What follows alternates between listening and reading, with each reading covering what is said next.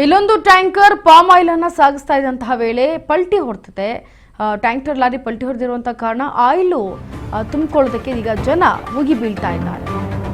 Palm oil ಸಾಗಿಸ್ತಾ ಇದ್ದಂತಹ tanker lorry ಪಲ್ಟಿ ಆಗಿದೆ. Oil ತುಂಬಿಕೊಳ್ಳಲು ಮುಗಿ ಬೀಳ್ತಾ ಇದ್ದಾರೆ ಜನ. ಬಳ್ಳಾರಿ ಜಿಲ್ಲೆ ಕಂಪ್ಲಿ ತಾಲೂಕಿನ ದೇವಲಾಪುರದಲ್ಲಿ ನಡೆದಿರುವಂತಹ ಘಟನೆ. ಚಾಲಕ ಮತ್ತು ಕ್ಲೀನರ್ ಅಪಾಯದಿಂದ ಪಾರಾಗಿದ್ದಾರೆ.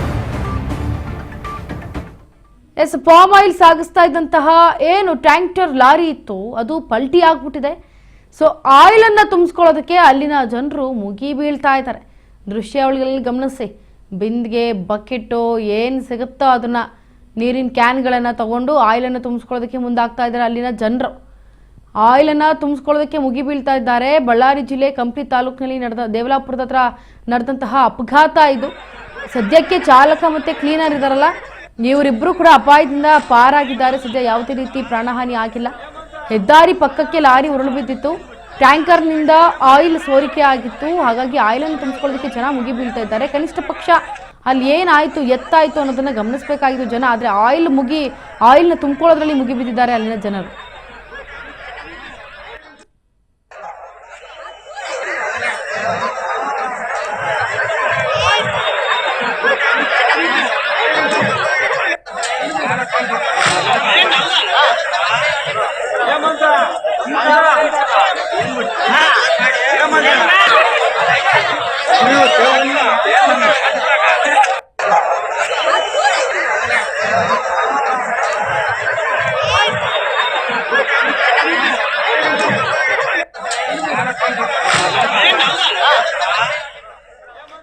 ಪಾಮ್ ಆಯಿಲ್ ಅನ್ನು ತುಂಬಿಸ್ಕೊಂಡು ಟ್ಯಾಂಕರ್ ಲಾರಿ ಪಲ್ಟಿ ಹೊಡೆದ್ಬಿಟ್ಟಿದೆ. ಅಂದರೆ ಹೋಗ್ತಾ ಇರೋಂಥ ಸಂದರ್ಭದಲ್ಲಿ ಏನೋ ಹಳ್ಳ ಕೀಳ್ಸೋ ಏನೋ ಒಂದು ಆಗಿ ಸದ್ಯ ಪಲ್ಟಿ ಹೊಡ್ತಿದೆ.